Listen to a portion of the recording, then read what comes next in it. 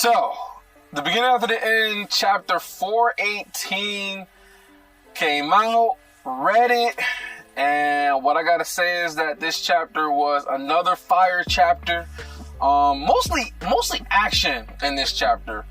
A lot of action, and this is definitely worth reading a couple times because it was a few times where I was really confused, but after rereading the chapter a couple times, I finally got some clarity, and so hopefully I can clear some things up for you guys too if you might have some stuff that might not be 100% clear like how I did. But yeah, this chapter was great. A lot of action. It was cool reading the action scenes, but it was even better rereading it because you really got like the flow of like how fast everything was happening. Because when I was reading it, it seemed like it was happening a lot slower than I originally thought. I don't know, it seemed like things was happening a little bit slower, but when I reread the chapter, that's when I realized that a lot of things was happening like really quick. Like I'm talking about like boom, and then boom, boom, boom, boom, like all within like seconds of all of this stuff is happening. So it kind of gave some more clarity as far as, how quickly things progress from one thing to the next thing to the next thing. So anyway, so let me just break down this chapter, right? So Kara gets captured. She gets captured super quick. I was shocked. I was surprised. I'm just like, how you get caught so quickly? My theory on that is just that she didn't know the abilities that Wolfram had. And so when he used the Void Wind, it just completely caught her off guard. He used it to manipulate the chains and to get it locked onto her. And she was just kind of like taken aback by it because it messed up her senses and stuff like that, like blinded her and stuff. And so she was just completely caught off guard by it, and she ended up getting captured. And I guess that just goes to show how how important it is to know what your opponent can do, which makes me go back to what Arthur was trying to cover up when he had fought the Wraiths, was that he didn't want them to go back and even tell Agrona what his abilities were, because the more information he had on him, the better prepared he would be when he sends the next group of people after him, right? Because you can send some people, because we know with the Alacrians, they all kind of like specialize in certain things. They have different runes that makes them more powerful in certain areas, right? Whether it be lightning, whether it be wind, whether it be sound, whether it be fire or whatever. And so they can use a bunch of different elements, and they're more specialized. You know what I'm saying? They're a more specialized group. And so he can take his more specialized wraiths, who are a direct counter to what Arthur does, because Arthur's more close range, which is why I said before, he needs to develop some sort of long range attack. I know he has like the ether push of the cone of ether that he like shoots out, but that's like his only long range attack. Anyway, let me digress from that. So Kara gets captured. And so this is where we pick up. We pick up after she gets captured. Now, she gets captured, and immediately I'm thinking okay, so is Sarah, is she aware of this? Does she send some people, or is she gonna come herself, try to deal with her, or deal with Wolfram and everything, or whatever? But what we actually get is that there's reinforcements. So she had reinforcements. Now, I don't know if these reinforcements were prepared by Ceres. It makes sense if it was, because Ceres kind of predicting this, and she had some people, laid back in the background just in case. And so it seemed to me like that's the most likely scenario.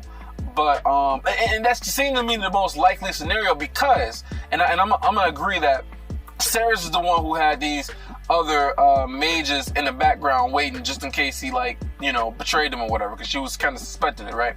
Because he got an attack. They said it was a black ray, right, which is Soulfire. And so it was a Soulfire attack that shot at Wolfram. He reacted, put up his shield. His shield didn't protect his whole body in time, and it immediately hit his horn, which shattered and disoriented him and everything like that. Now, that is a very, very powerful attack. Now, for what we know, the only people who are able to use Soulfire are people who have awakened their Vitra blood. And so, for somebody to be Vitra blooded to be part of the reinforcements that's attacking Wolfram, they gotta be hella powerful, right? So I'm guessing it's somebody, maybe it's another person that Ceres had mentored or something like that, or maybe it might be another one of the high blood people, you know, that might have awakened. You know, we know Maelys has awakened her blood, and she has like a history with Kara. But anyway, let me just digress a little bit, right? So he gets attacked with the soul fire attack, shatters his horn. Now, with all this shit going on, one of the people who were actually escorting or, you know, not carrying, but like, you know, grabbing Kara, they left. So it was only one person that was securing Kara. She took this opportunity to elbow that person in the face or in the nose, probably breaking their nose. And she went after her sword, right? And so she kicked her sword into the sand to where the blade is pointing up, right? And then another shot of the black ray came shooting towards Wolfram, but it didn't hit Wolfram. It actually conveniently, you know, hit her sword, which engulfed her sword into Soulfire, which is exactly what she needed to have the, you know, necessary amount of power to break through the mana suppression chain. So she went and, like, you know, after she elbowed the guy, she went, the sword is upright, she went and put the shackles or whatever on the tip of the sword, and she was trying to break free, right? Now, in the meantime, when all this is happening, Wolfram is putting up a shield to block from the attacks. Meanwhile, he's got another arm that is trying to prepare another spell to try to stop Kara from being able to escape. So then what Kara does is she uses her mana, her bracer that she has that's imbued with her own mana. And she has these like orbital spheres that she has like 3 of them. And she uses that to shoot out some soul fire that she imbued within it to distract Wolfram to give her some time to get free. And so she finally gets free. Now, one of the things that I was confused on when I read the previous chapter, 417, was that I thought that when she was following the one mage chick, that I thought that what she dropped was the egg. I thought that she dropped the egg that Nico had gave her to give to Arthur, but she didn't. She ended up dropping one of those orbital spheres that she has. And so that kind of cleared things up, because I'm just like, why would she drop that? Why didn't she have the egg stored in her, you know, dimension ring or something like that? It don't even make sense for her to just be having it around on her person. So she dropped the orbital sphere. And so that's what it was that ended up getting lost, quote unquote lost. So now during this time, right, she's surrounded at this point. Kara's free, but she's surrounded. She has her sword, she has her bracer, and she's surrounded. 4 mages and Wolfram, right? So the way that they explained it was 2 casters, a striker, and a shield, right? So the striker is the one who has the sphere, or not the sphere, the spear. And she imbues her sword with the soul fire and whatnot. And meanwhile, so this is what I was saying when things were happening a lot faster than I originally thought, right? So the way it's set up is that Wolfram is behind her. The other 4 mages are in front of her. Wolfram is preparing a spell behind her. And what she does is she charges after the 4 mages, the one that has a spear. And she got her, you know, blazing sword with her soul fire. And the guy with the spear, he's attacking 1, 2, 3, 4. And she's blocking and deflecting every single attack. And then when he gets on his 5th try, he realizes, because he's dumb, or he didn't realize actually, that her attacks, where her blocking his attacks with the sword, actually ate away at the spear. And so it's literally just like a numb of just like wood or whatever the spear's made out of, and the spear's not even on there anymore. He doesn't realize it because he's dumb. And then she ends up slicing through him, right? She ends up slicing through him and kills him that way. Meanwhile, Wolverine was still preparing the spell to come after her from behind. When she slices through him with the spear, it creates this sort of crescent of black soul fire that kind of like shoots out towards the other 2 casters that were there. The 2 casters are shooting out these yellow flames. She gets hit, Kara gets hit by the yellow flames, but even though she gets hit, their shield, because you know how they work in pairs, right? They work in teams. So the shield that they have protecting her, because there's 4 of them, right? So the shield that they have protecting the 2 casters puts up these, metal discs to try to block her crescent of a black soulfire after she cut through the striker.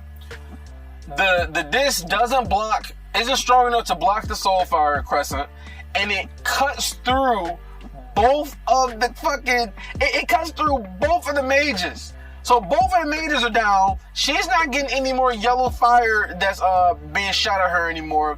And then the shield's just like, oh shit. And the shield just darts off. He starts running because he realizes his metal discs aren't working. So he ends up just running away. So then what Kara does is she uses her orbital spheres that she has. And these things are kind of almost like bullets that they can shoot out the soulfire rays that she imbued within them, right? And so she just shoots at him, boom, and he gets 3 spears in the body, boom, the shield's gone. So now she took out. So that means, if you understand it, she's still trying to escape from Wolfram's attack. So she does all of this within a few seconds. It's just boom, boom, boom, boom. His spear's done. She slices through him. The crescent of the black soulfire cuts through the air. It hits the other 2 mages. They're done with. The shield takes off. She shoots down the shield. Boom, they're over with and done with it too. I'm just yo, this whole scene is just crazy. And I didn't really realize it until reading it, a second and third time is when I was like, oh, okay, now I kind of see what's going on.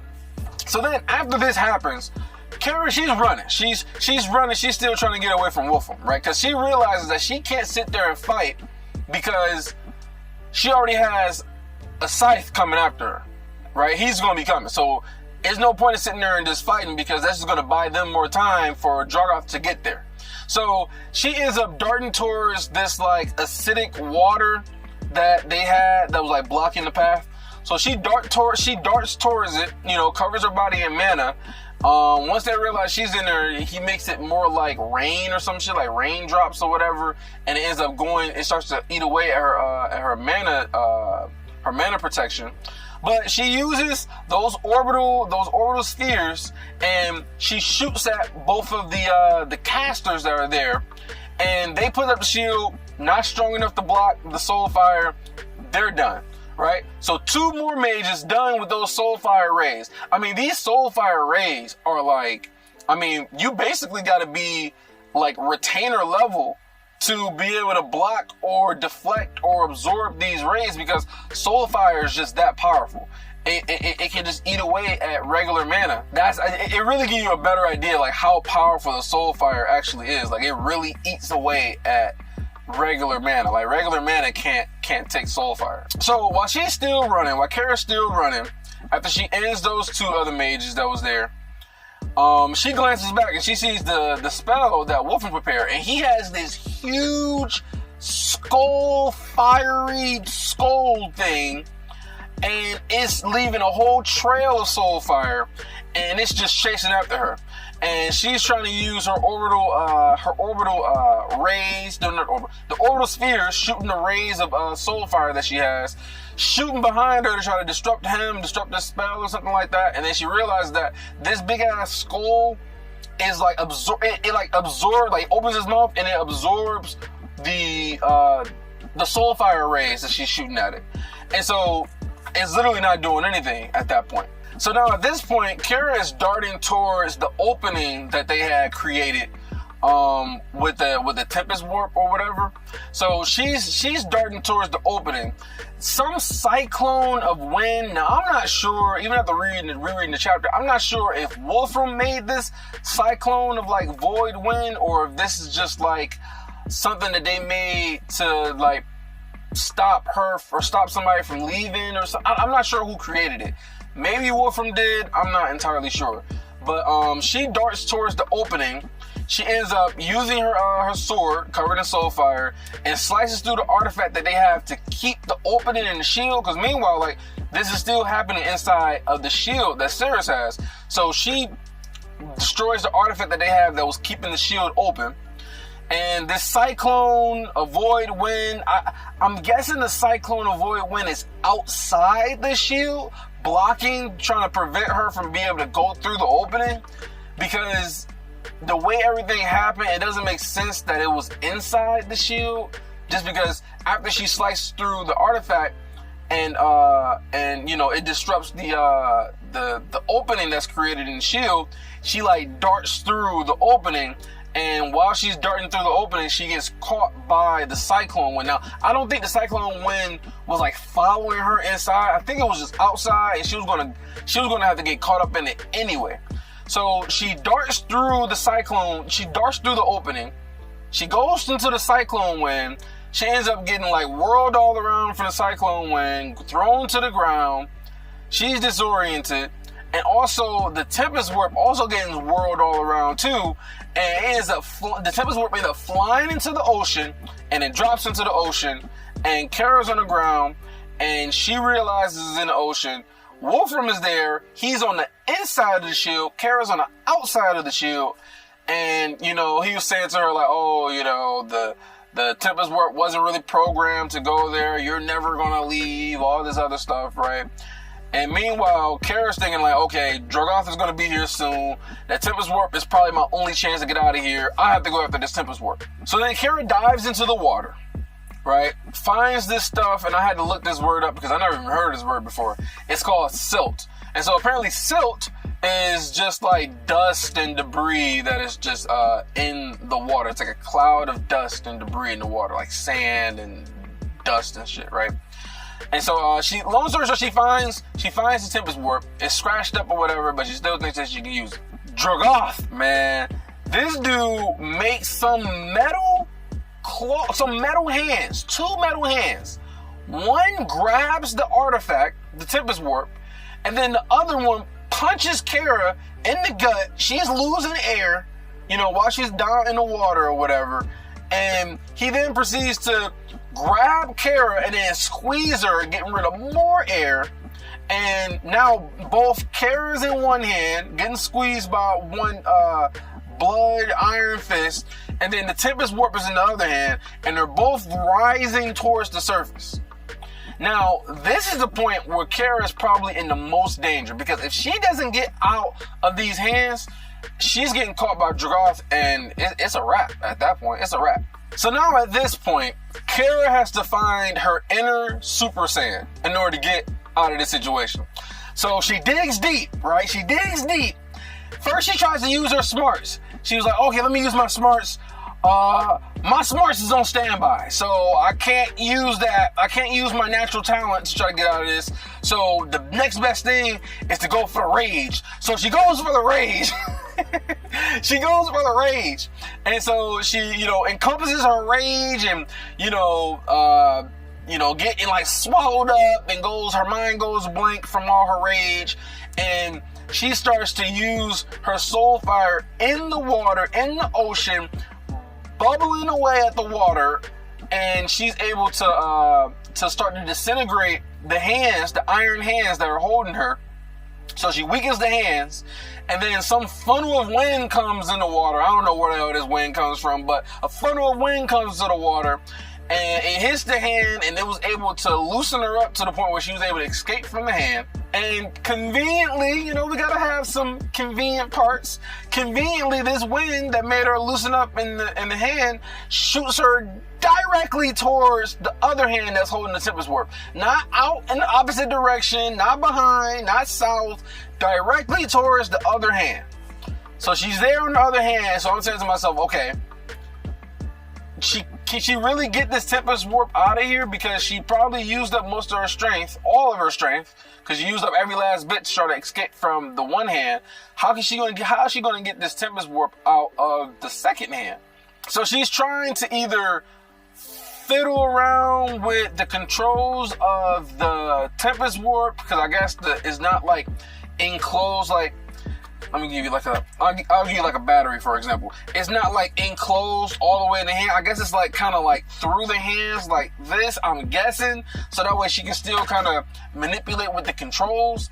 And so she's trying to mess around with that. The hand actually ends up shooting up spikes, and she gets, pierced through her body with the spikes, but she's not worried about that because she's trying to fiddle around with the Tempest Warp because it's getting like crushed and it might not work or whatever. Dragoth, he knows that he needs to get down there, so this dude shoots down into the water. He's coming there like a missile, shooting down into the water, trying to get to her as fast as he can. She's able to activate the Tempest Warp, and then boom, she gets warped to Vildoriel, and she escapes. Boom, she escapes. And then, after that, she ends up meeting Byron. Byron's the one that's there. She got a spirit to her face. He doesn't trust her. During all this whole commotion, her necklace, which has the illusion to hide her horns, that's gone. So her horns are shown. She finds out that Arthur's not there. Byron takes her to one of the holding cells that's there, and she kind of gets into the holding cell at that point. Pretty much until further notice, I guess, until Arthur gets back, or maybe he talks to Virion or whatever. She's kind of just held up in the holding cell, and it's not really nice, it's not very clean or whatever. And then Byron lets her know that it would be somewhere nicer, but the nicer cells are homes for people who are homeless. And she's expressing to him that the Venture Clan is both their enemies and stuff like that. And Byron's just like, we'll see. We'll see. And it's so funny that Byron is the one that's there, because I don't know, Byron used to be a really loose cannon, but now he's like a lot more chill now. He's still stoic as ever, but he's still like more chill, more calm, controlling his emotions a lot better now. And so I can only imagine if it was somebody else that was there instead of Byron, like how the circumstances would have been a little bit different. But yeah, so that's how the chapter ends. So Kara's finally there in Vildoriel, and she's waiting for Arthur. I don't know where we're gonna go after this. I don't know if we're gonna go to Ceres, right? Maybe we'll get like an update on the backup that had came, because somebody with Virtual Blood had attacked Voltrum that shattered his or Wolfram that shattered his horn. And so we'll know Ceres might show up, or maybe they might be like a team of people to try to get rid of Wolfram or something like that. We don't know if we're going to go back to Arthur and just kind of resume them trying to find the other ruin, or maybe we might go back to Cecilia and she found out about how she really died. We don't really know. But yeah, this is another action-packed chapter. I really liked how the action scenes were like, how they were told. It really like I was trying to really paint you guys the picture of just like what all was happening. Like I said, a lot of stuff was happening like really, really quick. And yeah, I mean, I think that Kara's fortunate to escape. She had some conveniences, with the shot of the soul fire that engulfed her sword, which allowed her to break through the chains. And then also that gust of wind, which helped her escape the Iron Hands and shot her directly towards the other one so she can activate the Tempest Warp to escape. So we had some conveniences in there, but overall it was hype. It was dope. Yeah, so that's it, man. That's it for this chapter. Let me know what you guys thought about the chapter. If you have any thoughts, put them in the comment section below. Like the video if you like the way that I did this review, and I'll check you guys out in the next chapter. Deuces.